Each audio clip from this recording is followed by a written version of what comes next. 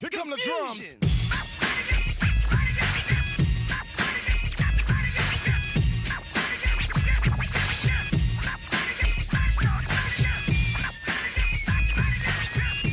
We're back. We're back for another direct-to-podcast edition of the Pardon the Dissent show. That's what this is. You are listening to it. It's happening right now. This is Joey Vincent. You are listening to Pardon the Dissent. Again, this is a direct-to-podcast edition of the show. If you're new around here, if this is the first one you're listening to, this is kind of a supplemental show that I put out in addition to the live show that we broadcast from AM 950 KTNF in the Twin Cities. I do that on Monday nights at 11 p.m. Central Standard Time for those of you here in the Twin Cities listening area. If you're not in the Twin Cities area and you want to check out that show, there's a couple ways you can do it. You can listen to it live, like actually as it's happening. Even if you're not in the Twin Cities, you can just go to the Pardon the Dissent website, pardonthedissent.com. And on there, you'll find a player for TuneIn Radio. And if you hit play at exactly 11 p.m. Central Standard Time, my voice will magically start coming out of the computer and it will be live. And that way you can participate in the show. You can call in from wherever you're at. Like if you're in, I don't know, you're in Arkansas, right? I'm sure I don't going to have too many listeners in Arkansas, but if you're there, you can call in, be part of the show. But if you don't want to be up at 11 p.m. Central Standard Time and don't want to listen to it live, all the live shows are also released as a podcast, so that's available to you as well too. And of course, information from the mini. I've got multiple outlets for the for free podcast versions of the show are on the website. Just go there. It's pardonthedissent.com. And you'll find it there. What's the date? I'm looking at the old phone here. Today's date is Wednesday, September 16th, the year 2015. I'm recording this at 11:51 in the evening, so it's going to be tomorrow pretty soon. But as of right now, as of me hitting record, boom, it's September 16th, 2015. So whatever. I got some sponsors that I like to mention. These are the sponsors that help me put the show together. Couldn't afford it without them, trust me. Title sponsor for the show is Bell Bonds Doctor. Bell Bonds Doctor. If you're get arrested, you got to bond out. They're the people I want you to call. Natural pure drinking water. If you'd like to drink water and you don't want a bunch of fluoride and a bunch of crap in your water, and you want to purchase water through a environmentally conscious supplier of water, natural pure drinking water is who I would recommend. Minnehaha Recording Company. Again, here these are all Twin Cities businesses. If you're listening somewhere else in the world, I guess this really doesn't matter to you. But if you're in the Twin Cities, you want to record some stuff. You want to go. Maybe you want to make a podcast of your own, or maybe you want to, make a CD of your singing some songs.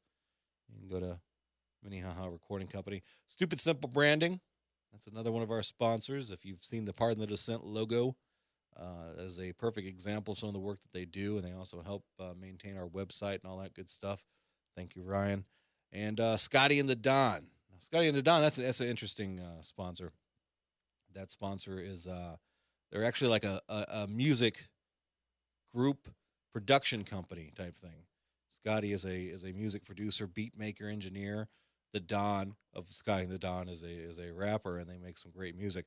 But if you want to find out anything about those sponsors, no matter where you're at, if you want to check them out, maybe spend some money with them, help them out, help us out in the process, you can find links to all of their business websites or business destinations online at pardonthedissent.com by clicking on the sponsor tab. All right, is that all the business stuff? Boom, all the business stuff is out of the way. Let's start talking about some stuff. I'm going to start out with a couple of stories that are they've got a similar stank to them. Similar stank, you know what I mean by that? There's a similar aroma. I'm not talking about literal smell. There's a similar flavor to them. And I'm pretty sure as we get through here, you're going to kind of pick up what I'm getting at. Let me start on the national one. I got one that's national story, and then I've got one that's pretty local here to the Twin Cities. And but it's still it's interesting to hear about it.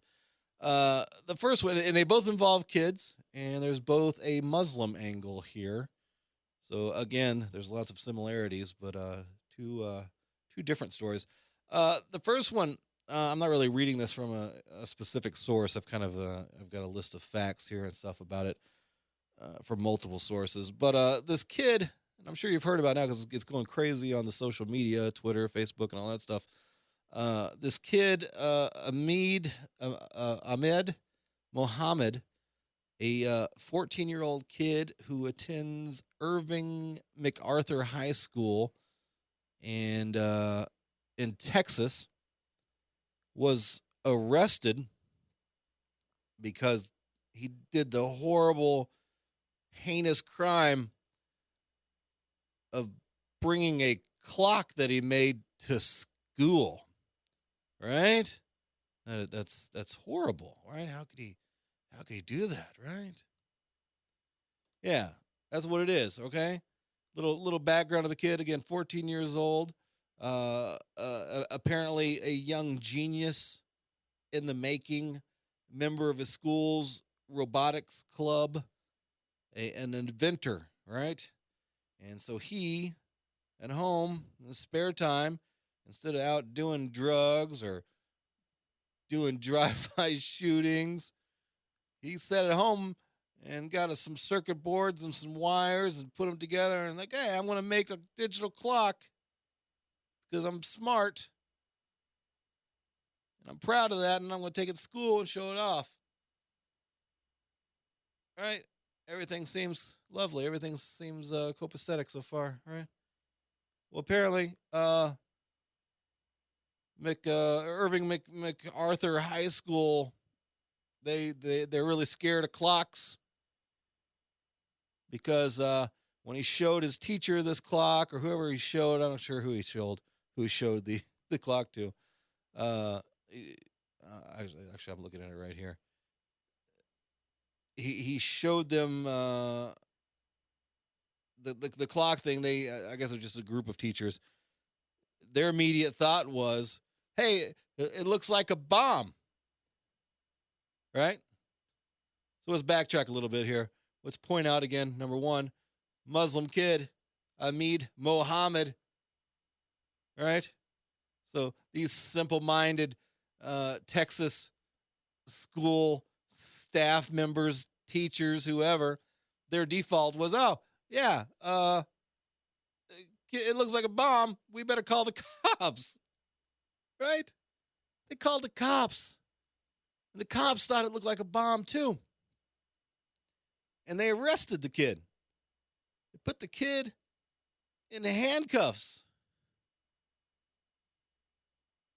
And took him in for questioning, right? I guess the biggest thing was, I guess they could, eventually they could tell it wasn't a bomb, and they were upset because the only explanation that he would give them about what this thing is that he made is he called it a timekeeping device. Better known as a clock, a timekeeping device. That's what he told them. That wasn't a satisfactory answer for them. It was still suspicious enough that they had to arrest him.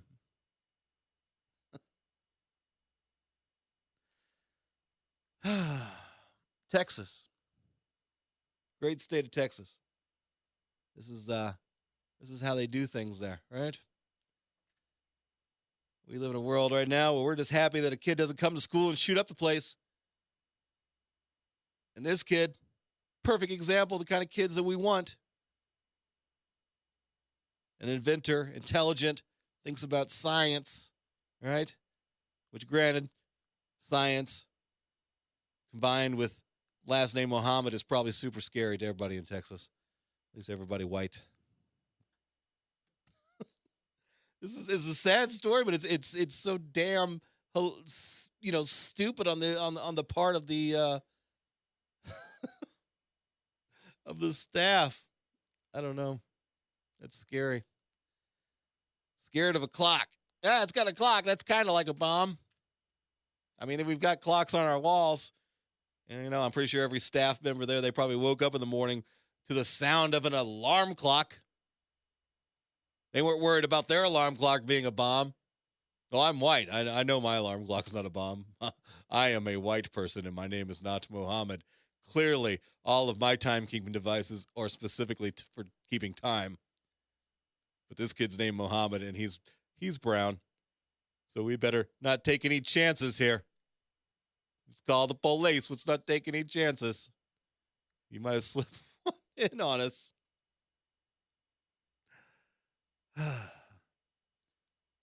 I hope they at least, like when they arrested him, when they put the cuffs on him, they at least waited till his clock struck 9:11. Just to, really sell the deal as far as the arrest.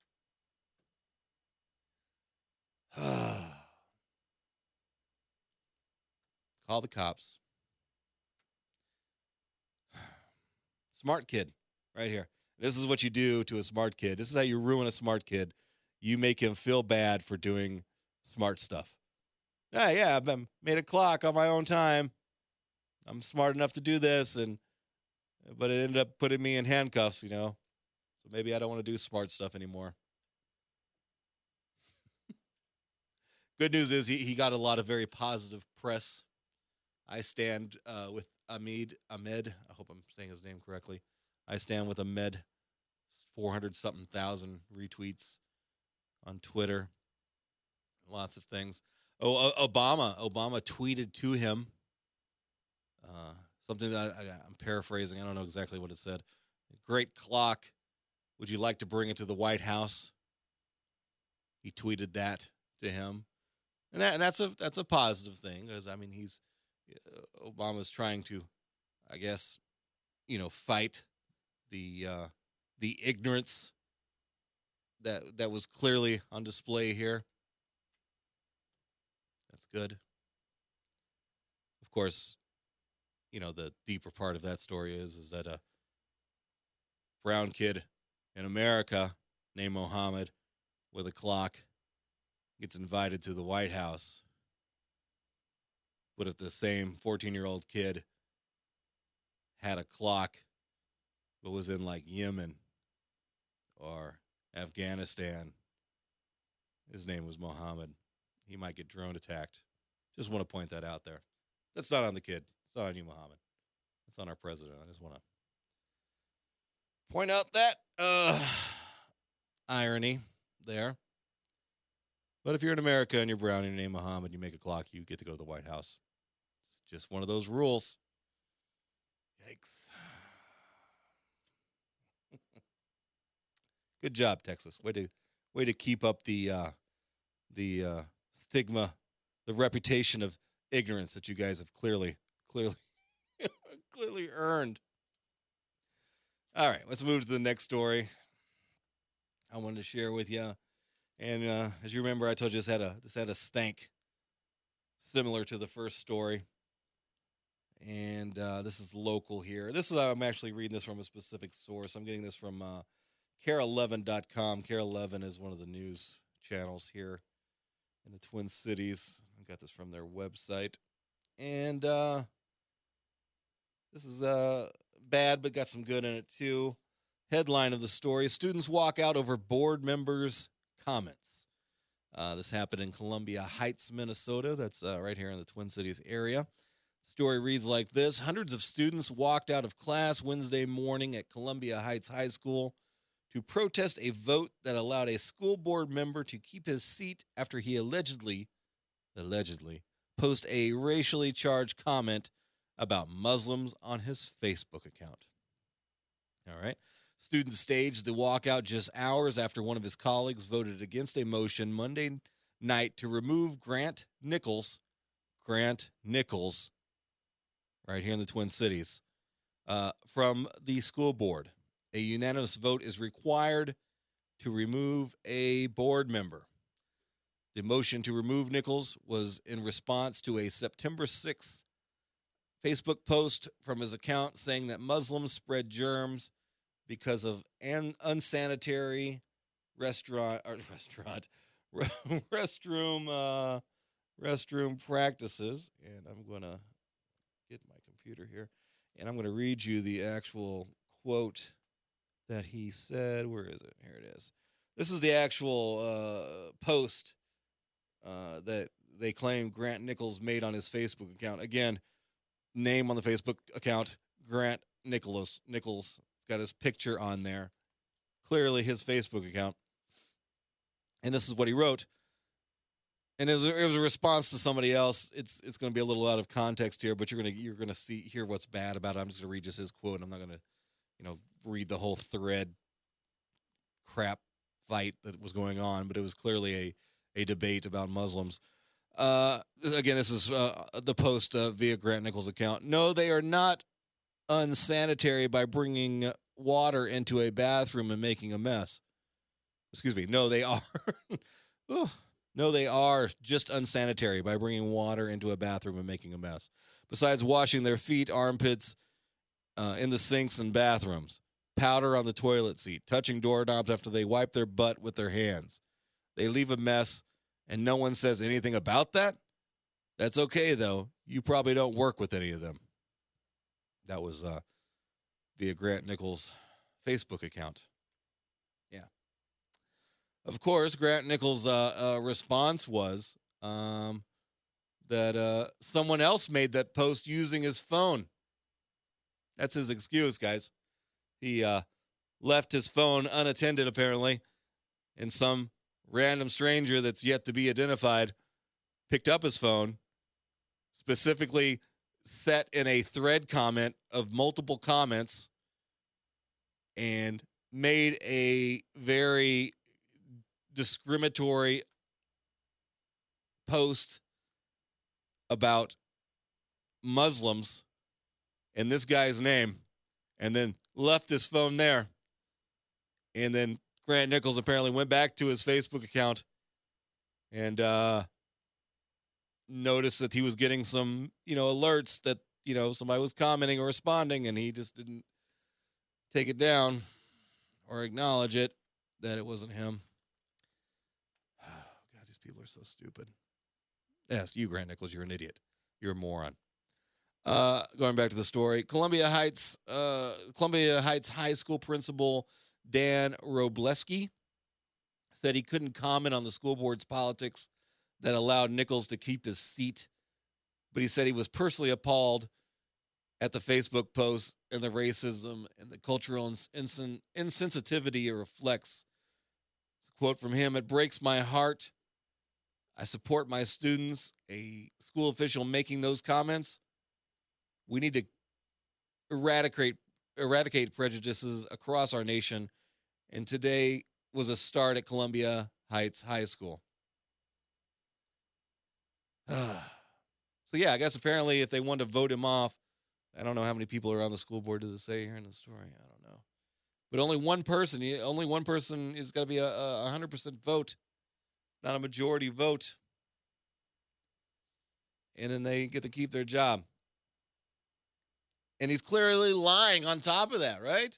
So he's aside from being a poorly informed, ignorant racist, he's also a coward who can't own up to it, right? Like, you can make this, I'm on Facebook with my name, and I'm making all these very disparaging comments about Muslim children. Oh, I get caught doing it? Oh yeah, that wasn't me. Wasn't me at all. Nope. I left my cell phone down somewhere, and somebody stole it. Probably a Muslim, because Muslims, they're always stealing cell phones, Yeah. So that wasn't me, so I'm going to keep my job now. And I'm going to keep interacting with your students, and who knows what kind of negative thoughts and ideas I'm going to be suggesting to them. And who knows if, maybe I have some kind of influence on their grades. And if they're a Muslim kid, maybe I might grade him a little more critically than I will everybody else. But you can't do nothing about it because one fellow ignorant person voted for me to keep my job. I don't know. We got to stop the hate, guys. We got to. It's the only way we're going to survive as a race of human beings. is to acknowledge our similarities and understand that we're connected, man. We're on this rock flying. This is what my thing. We were on this rock flying through space together. Stop hating on each other, man. Start loving each other. Stop this stuff. This is Pardon the Dissent. We're gonna take a quick break. I'm gonna play a couple messages. I'll come back and talk about some more stories with you, man.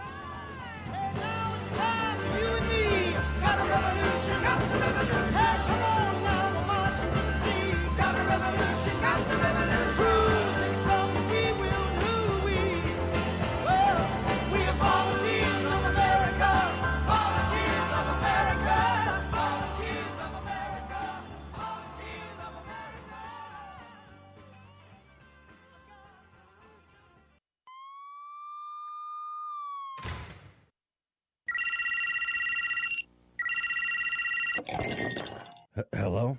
Oh, man, I'm really in a world of hurt now. Really? How long have you been there? I don't really know, but I have to be at work tomorrow. Oh, man, you gotta call the doctor. Really? But it's so late, and doctors make me nervous. Maybe I should just wait here and see if this gets any better. No, trust me. The bail bonds doctor is always the best option, and he's available 24/7. Unlike other bail bondsmen, this guy is extremely trustworthy and professional. He can get you out in no time.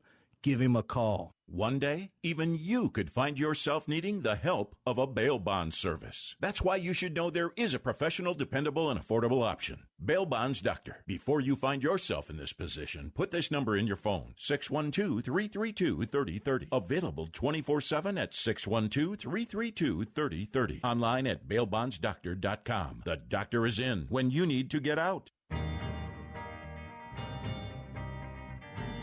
Are you a musician or songwriter looking for quality production and recording? Minnehaha Recording Company can help. With over 10 years of experience in recording and production, Minnehaha Recording Company offers recording, mixing, and mastering on any type of project, including full bands, hip-hop artists, and podcast production. For more info, visit minnehaharecording.com or call 612-564-8088. We want to hear from you, so get connected to Pardon the Dissent. You can find us on Facebook by searching for Pardon the Dissent. Follow us on Twitter at PT Dissent. Email us at pardonthedissent@gmail.com and visit our website, pardonthedissent.com.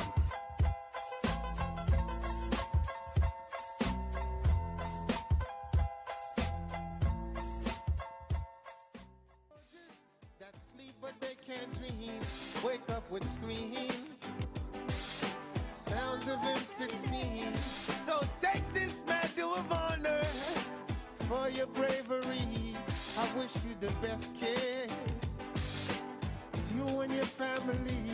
If I was president, I'd get elected on Friday, assassinated on Saturday, buried on Sunday. They go back to work on Monday. If I was president. And we're back. Pardon the Dissent. Direct to podcast edition of Pardon the Dissent.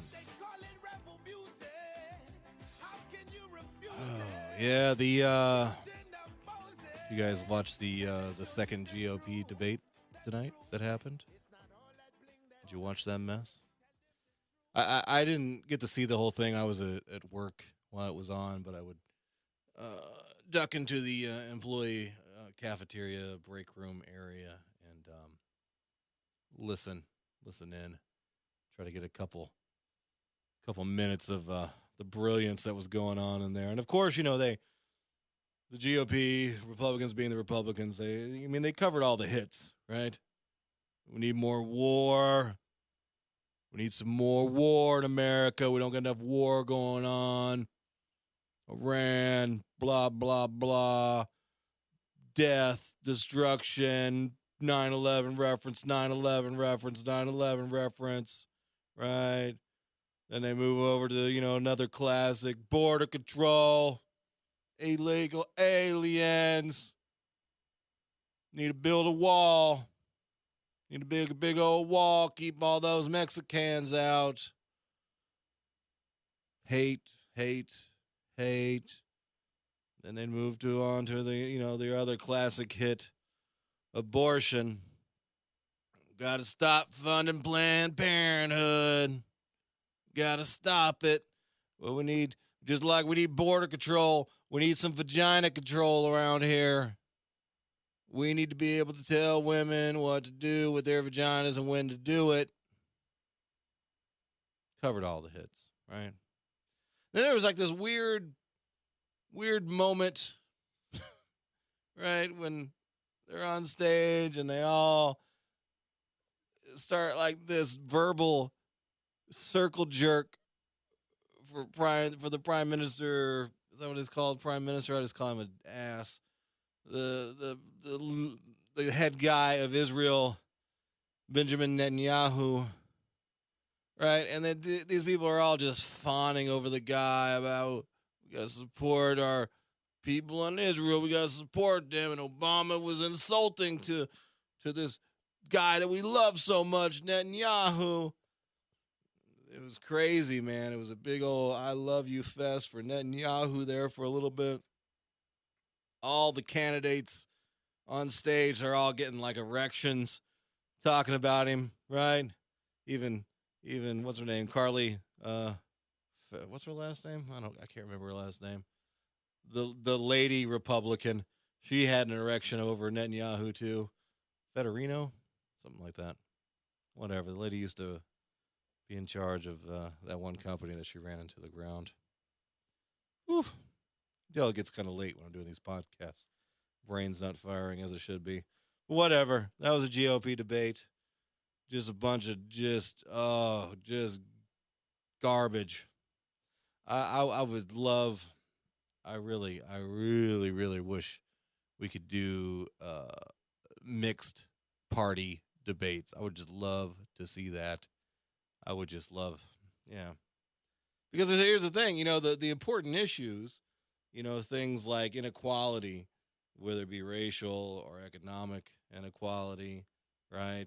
Environmental issues, things like that, right? They're not going to test each other on those issues because none of them can deal with them, right? So it's not like they're going to bring it up, Hey, Cruz, what do you think about all these cops killing these black people? What are we going to do about that? They're not going to ask that because you see everybody on that stage doesn't give a flip about cops killing unarmed black people or unarmed anybody for that matter. Those of you keeping score at home, it's not just black people getting blown away now. Cops are killing everybody. Hide your wife, hide your kids. Yeah, so that they're not going to do that, You're not going to see two Republican candidates get into an argument about who's doing what for the environment, right? That would make any sense. It wouldn't, right? Trump, are you going to keep drilling in the Arctic? Well, yes, I am. What about you? Well, yeah, I would keep drilling in the Arctic too. I think that's a really good idea. See, it doesn't make any sense for them to talk about that stuff. But if you get somebody else, you get a Bernie Sanders in there, I would say Hillary, but Hillary is much like a Republican. She'd be like, yeah, I would keep drilling in the Arctic too. Even though I said I wouldn't want to do that, but, I'm a liar. Bernie Sanders would be fun, though. Bernie Sanders should get to debate everybody who's running at least once. I just like to see that interaction each time.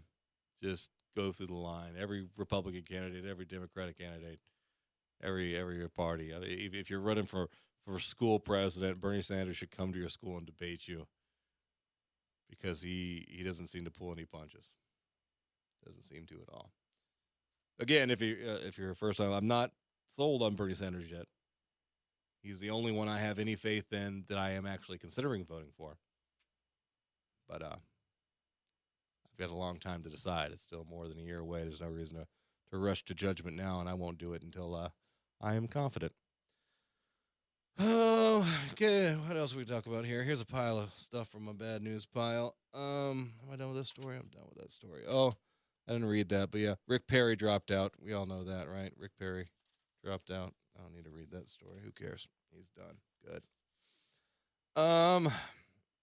You can't talk GOP politics without talking about the Koch brothers. You guys know who the Koch brothers are? You guys know who those people are? You should get to know them. That's Koch, spelled K-O-C-K, Koch. I got a couple stories about them I want to share with you to give you a little bit of insight into who these evil son of a bitches are. First one here is I'm going to read just in part from truthout.org, excuse me. Headline here, Koch Industries draws on big tobacco for new PR hires. Yeah. Skipping through the story, the privately held corporation Koch Industries has hired a cadre of PR flacks with experience defending toxic clients like the tobacco industry as the Koch struggle to refreshen their public image. Starting last year, the Koch's PR blitz has included a $20 million ad campaign called We Are Koch, featuring Koch employees and beautiful landscapes, which touts the company's, quote, American values, end quote. Yeah. And I guess that makes sense. I guess that makes sense for the Koch brothers to seek out PR experts who've dealt in things like tobacco industry, because like when your company, dumps cancer-causing chemicals into the environment, right? Why wouldn't you want to hire the experts who have years and decades of experience defending companies that sell cancer-causing products? I guess that's just the right thing to do. I don't know. Here's my next Koch brothers story. The Koch bros. With a name like that, they sound like they're great guys to hang out with. Yo, you been over to the Koch brothers' house? Yeah, man, they're doing lines. No, different kind of Coke. This headline here, where am I getting this story from? This is also from truthout.org. Koch PR games. College football brought to you by Koch Industries. Similar story here, but this is an example of what they're doing with that $20 million of PR money they invested. Let me take a drink of water here real fast. Yeah, that's not natural, pure drinking water right there. That's delicious. Plug. Let's see here. Yeah, where I'm reading about. Yeah, Koch brothers football brought to you by the Koch Industries. The story here, I'm not going to read the whole story. I'll just read parts of it, enough to give you the general gist of it.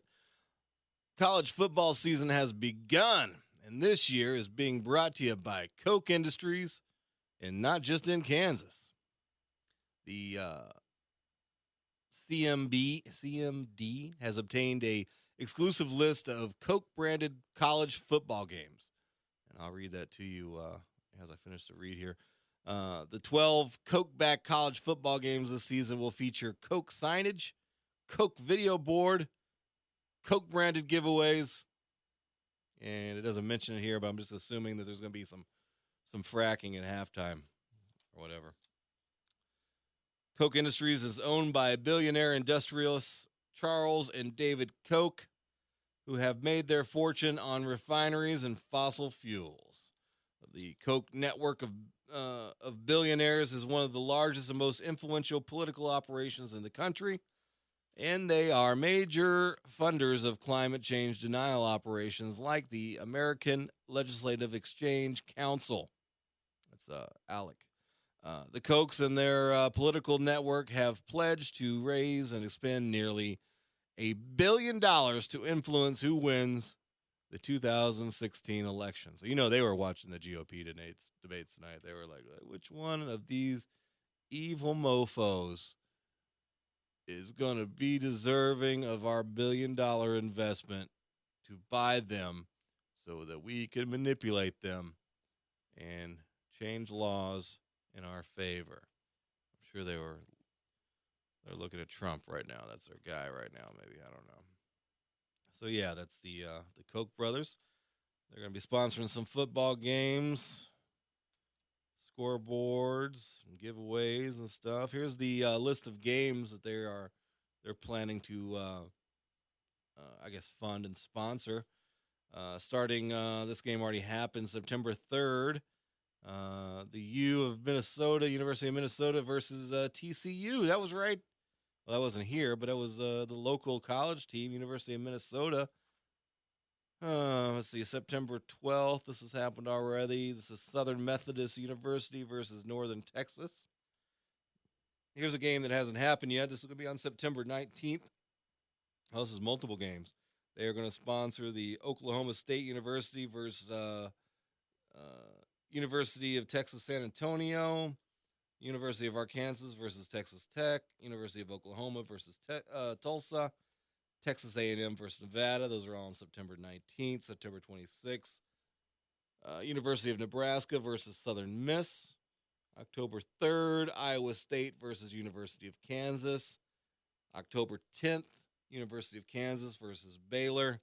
October 31st, University of Houston versus Vanderbilt, and University of Wisconsin versus Rutgers. And then on November 5th, it's Kansas State University versus Baylor. Look that story up again. That's on truthout.org. The headline, Koch PR Games College Football, brought to you by the Koch Industries. If you're fans, I'm not a big sports fan anymore. I used to really be into football and basketball, not so much anymore, just because I've kind of lost the love and passion for sports anymore. It's just gotten gross to me. But, I don't, hold it against you if you're still a sports fan. But if you are a sports fan and you're a fan of this show, you're probably obviously not a fan of the Koch brothers. So if one of the teams I read was mentioned, maybe you should call whoever does their marketing and all that stuff and say, hey, that's kind of gross. You've got these billionaires who are attempting to buy off presidents and who pollute the planet and make billions of dollars in the process and just basically turn this country into garbage. I don't really want them sponsoring my football games. Maybe try that. Or just stop going to the football games until we deal with all the other problems that we have in the country right now. Is that a good idea? I don't know. Let's move on to something else here. Let's end on this segment on some somewhat good news, I guess. Some decent news. This story I'm getting from countercurrentnews.com. The headline here, definitely a positive for people in this situation. Marijuana for veterans with PSD is finally going to be legal. All right, no brainer. It's been medically proven for a long time, guys. You're just now getting around to it. Reading from the story here, medical marijuana for veterans suffering from post-traumatic stress disorder, or PTSD, have finally been given the go-ahead by the U.S. federal government. Before full legalization, the federal government has allocated money to researchers to begin testing marijuana for treating veterans with post-traumatic stress disorder. From a hypothetical move, the study parameters have been approved by the Department of Health and Human Services as of March 2014. These proposed studies have been opposed by the National Institute of Drug Abuse until last Wednesday, when they finally signed off on the government supplying drugs for clinical trials, right? Why would you fight this? Why would you do this, right? We live in a country right now where the current running stat is 20 or more veteran suicides a day are happening, right?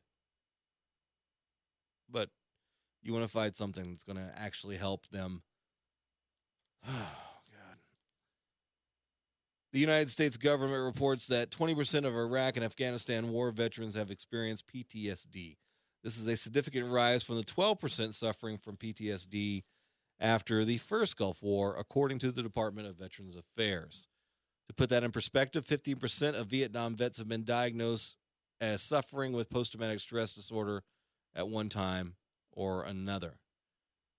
The Los Angeles Times reports that the suicide rate of those returning from Iraq and Afghanistan is 50% higher than non-military sufferers. Wow. Well, I guess that's a good thing. I mean, that's definitely a positive story that we'd like to see. It's just unfortunate that it took them so long to getting around to doing something so obvious. But I guess that's the government for you. I don't know. Veterans, go get you some weed, man. You deserve it, if nothing else. I mean, you definitely deserve it. Or how about this? Let's stop making veterans. Let's just sit around and we all smoke weed. We just hang out together, talk about our problems. You know, maybe not go bomb people and, send soldiers out to have to kill people and put them in situations where they end up with post-traumatic stress disorder. Yeah, we just try that for a change. Let's do that for a few hundred decades. Let's just smoke weed, talk about our problems. This is Pardon the Dissent. We'll be back. I'll finish up with a couple more stories and get out of here.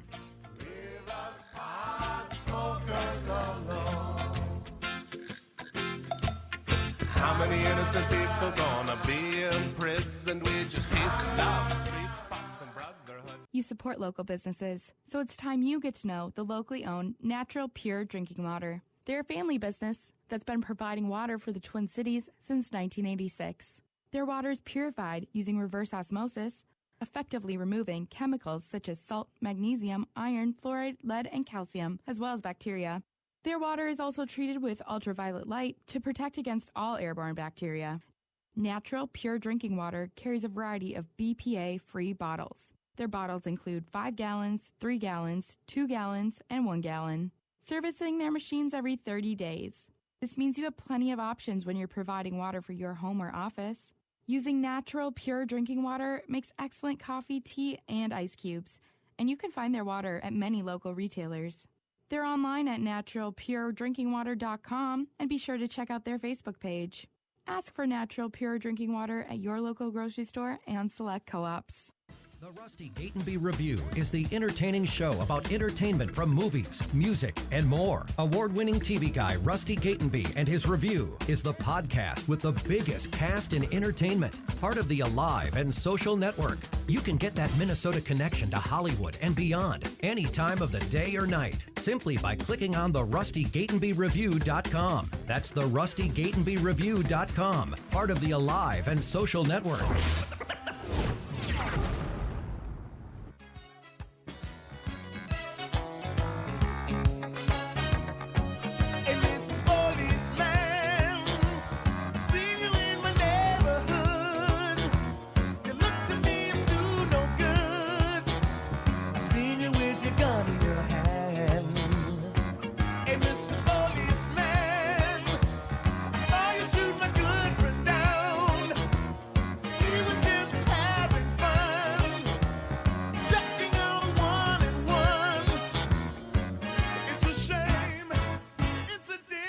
Pardon the Dissent direct-to-podcast edition. One more segment, couple more stories for you before we get out of here tonight. Thank you guys for listening. And let me give some kudos to you guys, the listeners, right now.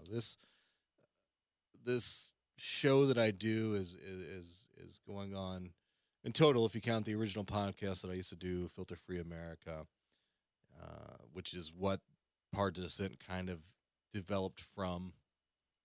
We're going on close to, it'll be 5 years in November. And for being essentially an unknown comedian, and the rate of growth that I've had, the amount of listenership that I get, is actually it's humbling. I appreciate it. A lot of you guys have been very supportive of the show. You guys share the show. You guys follow us on Facebook. You guys, share the episodes on your Facebook pages, and that has all really helped me and everybody involved in the live show and this podcast here. It's been very helpful, so I really appreciate it, and thank you guys for tuning in and continuing to support. And every time we load up an episode, the numbers get a little bit higher, so that's really cool to see, and I appreciate that. All right, let's do a couple, as the music alluded to, we're going to do a couple cop stories here before we get out of the show. First one here is a kind of an update.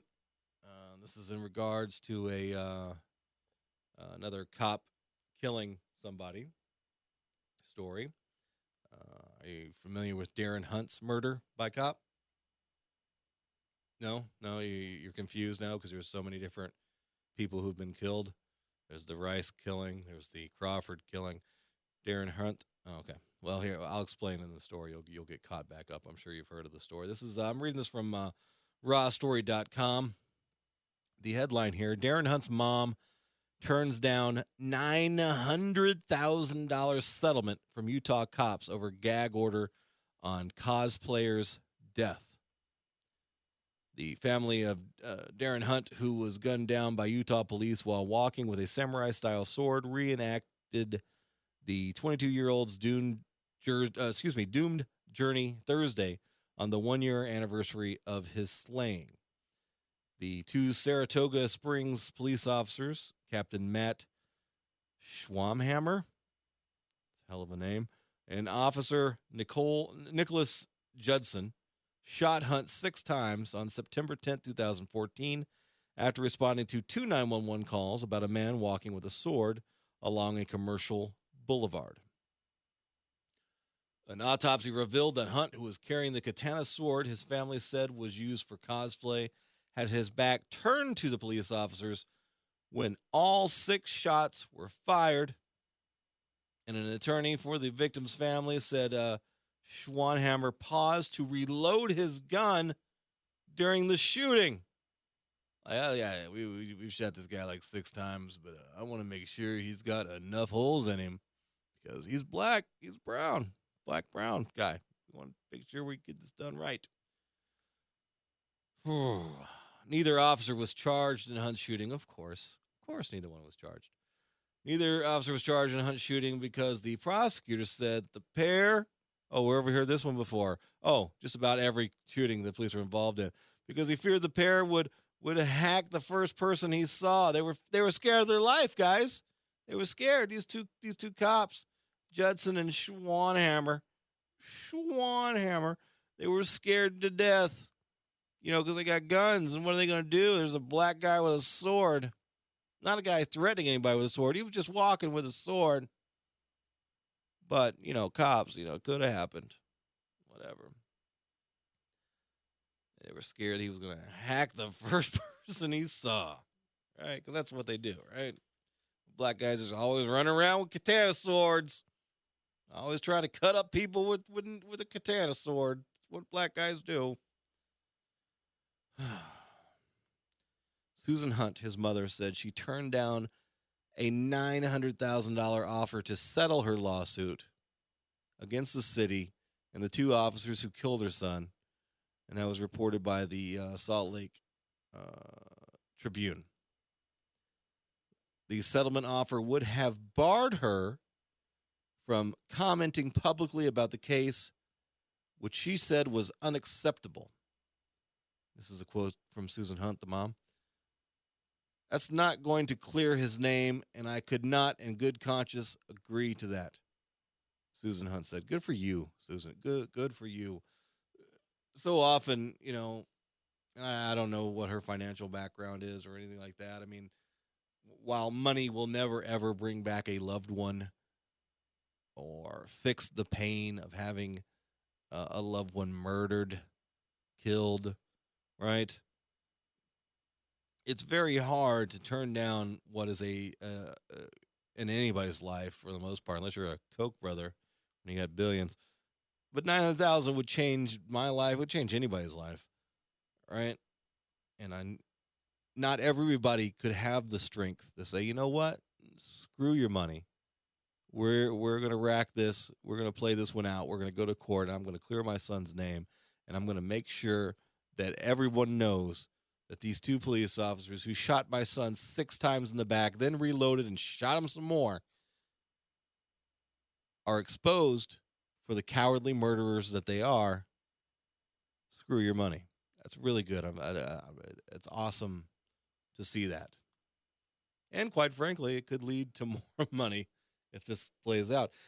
But this is not the first time this happens. Every single time, or not every single time, but so many times, is they won't charge the cops. Oh, yeah, it kind of made sense. They were scared. Whatever BS excuse they give. Prosecutors say, yep, can't charge him. They were scared of their life, for their lives. He had a sword. And then they still tried to offer a settlement. Wait a minute. If you're not going to charge the cops, If you don't think the cops did anything wrong, why the hell are you offering a settlement?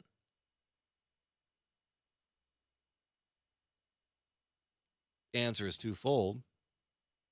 Number one, the biggest thing that I constantly remind people to think about, that when a settlement is paid out, it's not coming out of the cop's pocket. It's not coming out of the prosecutor's pocket. It's not coming out of the police department's budget. No, it's a penalty that gets passed on to the taxpayer, right? The taxpayer pays those settlements. If she would have took that $900,000, that would have been like the taxpayer writing a check for $900,000, right? So that's number one, is that they just want to get past it. They'll just give some of the taxpayers' money away, sweep it under the rug. Another thing, of course, is just like what happened here to Miss Hunt. They probably suspect or know that this case is winnable. And while the cops aren't being charged criminally, they know the stigma and the bad PR involved, that if she goes ahead with this civil suit and wins, it's not going to be good for the police department. So they want to hurry up and put this to rest. That's what's unfortunate, is that so often that the prosecutor's office and the police department, they work hand in hand on a regular basis, and they don't want any problems right there. So their default, and oftentimes there are exceptions with when you look at like Mosby, the prosecutor in Baltimore. She actually charges cops and prosecutes them, but oftentimes they will just give much more leeway and much more excuse for cops, way more so than they would for a citizen. Like if you took this exact same scenario and you're just a civilian and two civilians are walking down the street and they see some black dude dressed as a cosplay costume role-playing person, not doing anything, just dressed up as a character carrying a sword, and the two civilians claim they got scared and just started shooting him, you're getting charged with murder, right? You're not going to get any paid time off or anything like that. You're getting charged with murder, right? And that prosecutor is going to bend over backwards to prove that case and make sure you are punished to the full extent of the law. But, I've said it before, it's different here. It's different when it's cops. It is. And that's, one of the cornerstones to my biggest gripes. I'm very, very vocal about corruption and police and government. But when it comes to cops, this is one of the main things right here, is like, I don't like the two-tier system of justice that we have between civilians and cops. It's multi-tier, because there's another tier of justice for high government officials, and there's another tier of justice for rich people. But between the civilian and the cop, there's two forms of justice, right? When it's a civilian, in most cases, an average civilian, average income, whatever, you don't get any leeway. You don't get any flexibility. You don't get anybody, looking for every reason to not charge you. No, it's the complete opposite. They any little thing enough to get you charged, get you in there, because then they're going to lock you up. They're going to, put a high bail on you. They're going to threaten you and intimidate you. It's going to cost you financially because you got to get a lawyer. It's the complete opposite for cops. It is. Because then it's an internal investigation, number one. Cops investigate the cops first, and then they provide that investigation information to the prosecutor, and the prosecutor decides it's up to him or her to prosecute, right? And, of course, the cops, because they're with the police union, they get a union rep and a union lawyer and everything else to defend them and work with them, and that's all of it funded by the taxpayer. You got to think about that, right? Cop gets charged. Number one, you're paying a cop's salary. Number two, he gets charged. He gets put on administrative leave. 9 times out of 10, it's a paid administrative leave. You're paying for that too. So now you're paying for a cop who's not doing anything. Okay? Then you pay for the internal investigation. You pay for the police officers and officials who do that. You pay for that. Then you, the taxpayer, you're paying for the prosecutor. And any kind of cost that incurred in the mix of all that stuff, you're paying for. And then, no matter what happens, if it's a settlement or they win and, there's a judgment, you pay for that too. That's the police system, man. That's the exceptions that they get. It's gross. It's disgusting to me. Your population, your citizens are not going to respect the law. That's what this is a society built on the law, respecting the law. Well, why do you think people break the law? People aren't stupid. They know they're not the only ones breaking the law. There's government officials breaking the law, politicians breaking the law, police officers breaking the law.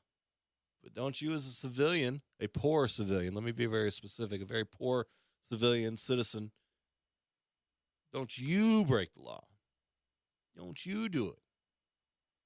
Do as we say, not as we do. It's different. Let me get another drink of water here. Oh, yeah. Did I do that right in the mic? I don't know. I wanted you to hear me drinking that water.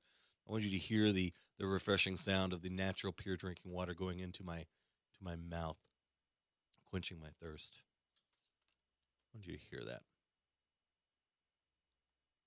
What was I talking about? Oh, yeah, cops breaking the law. Joey, cops don't break the law. They don't do it, right? It's a very small percentage. It's a few bad apples. I had somebody the other day, and we've talked about this before. I'm very vocal on social media and don't mind giving my opinion, even when I probably shouldn't. Do it anyway. Don't care. I'm at that age right now. Don't even care. You know what my opinion? You probably should block me then. Because if you say it's the wrong thing, I'm going to engage you on it. I'll be very respectful. I'll be as equal. No, I won't be very respectful every time. I'll be as respectful to you as you are to me. We get into a thread debate or discussion, I'll be very respectful. I'm not going to call you names. You're an idiot. You're a dummy. You're stupid. I'm not going to do that. That doesn't solve any problem.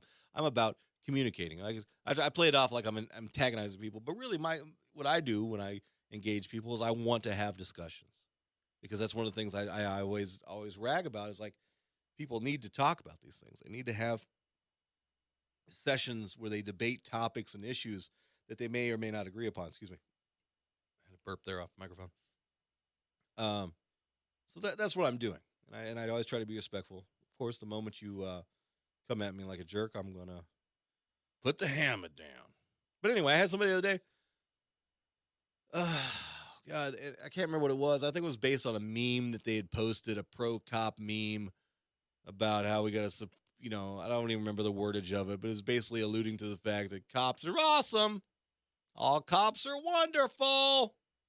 They're awesome. We got to support our cops no matter what. I don't remember. Something like that. And then I probably said something a little snarky, alluding to the fact, well, yeah, except when they kill people. Something like that. And it devolved into a back and forth where I was trying to give legitimate facts and instances and perspectives. And they were like, no, you're wrong. No, you're wrong. Cops are awesome. Cops are great. You hate cops. You're a cop hater. Cop hater. That's what you are. Not a cop hater. I hate bad cops. And I hate good cops who claim to be good cops. And they turn a blind eye to bad cops. Anyway, that person tried to convince me, Joey, when you think about it, there's only about 0.5%, 0.5% of cops are bad. That's an incredible lie. I am not great with math, but I read a whole lot of cop stories, and I know that there's X amount of cops in this country, and every week there's more stories about cops breaking the law, cops raping people, cops killing people, cops molesting kids, cops stealing. That if it's really just 0.5% of cops are bad, then those are the most hardest working 0.5% of U.S. law enforcement officers I've ever seen, because they are putting in some work. And the rest of these angel cops. And what does that tell you about the rest of the cops then? If only 0.5% of police officers in the United States are bad, that other 99.5% of cops can't arrest the 0.5% of cops? They can't solve these crimes? Hey, cops, you're way outnumbered the bad cops based on this idiot who I was talking to. Why don't you do something about that 0.5%? Wouldn't it be super awesome if it was 100% good cops? 100%. Whatever, Joey. It's not that bad. You know, cops, they break a law here and there. It's nothing serious. Oh, it's not? Let's finish with this story right here, and you tell me how serious the problem is with bad cops in this country. Hold on, I got to grab something. Hold on a second. Talk amongst yourselves. All right, I'm back. That wasn't long. Oh, this story, Daily Coast. Police officer pleads guilty to stealing drugs from drug dealers, then selling drugs to drug dealers. That's the headline. One more time. Police officer pleads guilty to stealing drugs from drug dealers, then selling drugs to drug dealers. Cook County Sheriff's Police Officer Robert Vaughn has pleaded guilty to stealing and then reselling the drugs he and his best buds stole to other drug traffickers. Robert Vaughn, 44, admitted that he robbed 8 drug dealers between 2011 and 2013, along with 2 other law enforcement officers while on duty, according to his written plea agreement. The trio shared a total profit of $300,000 during that time. I bet that's a low estimate. I bet that is. I bet that's just, what they could track down. Because, that's probably a bunch of crap. Vaughn's gravy train of corruption ended last year when Officer Vaughn and friends robbed the wrong fake drug dealer. God, this should be a movie. He was taken into custody November 3rd, 2014, after he and another officer robbed an undercover federal agent of 70 pounds of marijuana. That's where you messed up, buddy. Vaughn's partner in crime, Officer Stanley Koch, hanged himself while in lockup shortly after being arrested.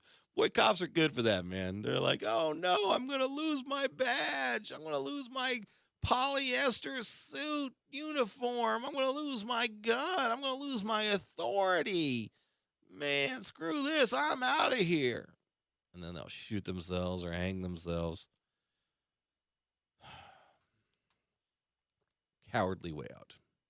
While authorities identified the third individual only as confidential source number 1, the complaint contained enough details to make it clear that it was Jimmy Rogers,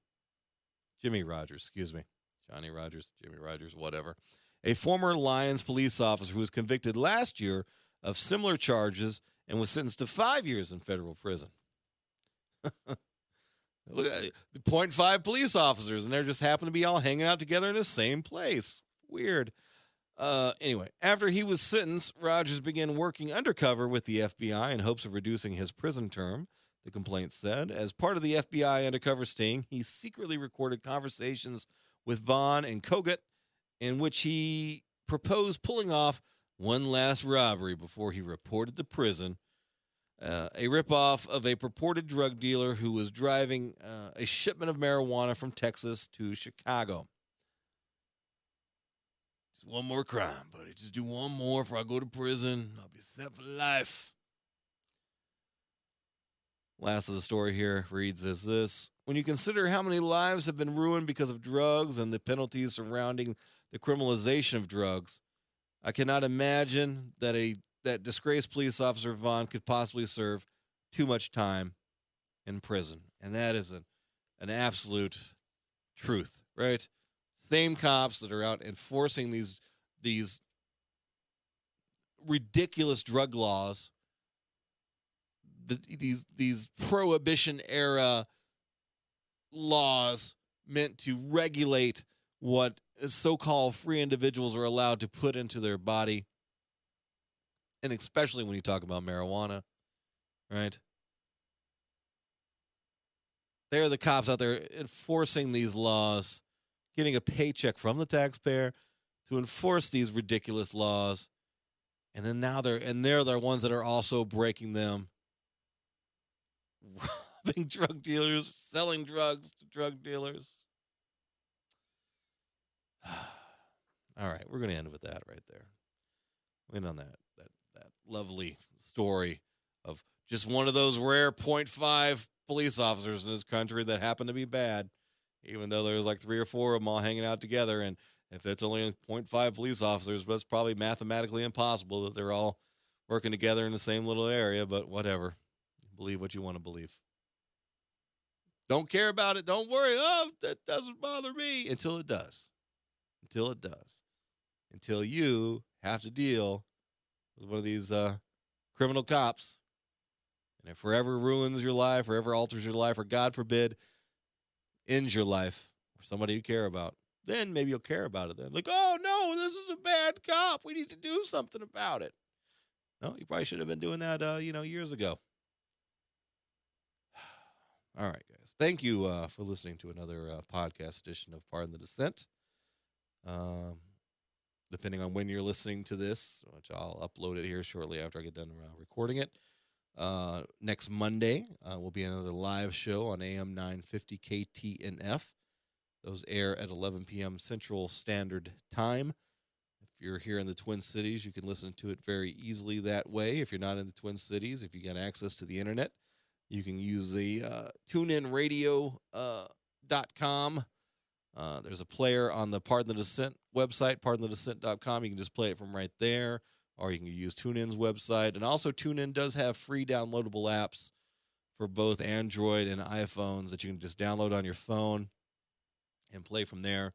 The trick to finding AM 950 on the TuneIn app or the websites is you've got to search for KTNF AM 950. You got to search by the call letters, KTNF AM 950, and you can follow that station. And then you don't have to just listen to my show. There's other great shows on there too. The Daily Report with Ian Levitt, that's from 3 p.m. to 5 p.m. Central Standard Time. More of a newsy type thing. Still a lot of humor. His producer, William, very entertaining show. They talk about a lot of local stuff, but a lot of national stuff too that you, no matter where you're at, you could enjoy. And then also you can listen to, one of my favorites, Mike Malloy. He's at 8 p.m. Central Standard Time to 11 p.m. Central Standard Time. He's out of Atlanta. He's a national show, but if you need a place to listen to it, just, listen to it on the KTNF player, whatever. So those are options. But go to PardonTheDissent.com. All that stuff is explained in greater detail there, and I'm just rambling at this point. One more time, I'd like to mention the sponsors. Title sponsor, Bell Bonds Doctor, Natural Pure Drinking Water, Minnehaha Recording Company, Stupid Simple Branding, Scotty and the Don. Thank all of you guys. I couldn't do this show without you. Definitely couldn't afford to do it all out of my pocket. But until then, I guess I'll talk to you guys on the live show next Monday night. So until then, keep seeking the truth.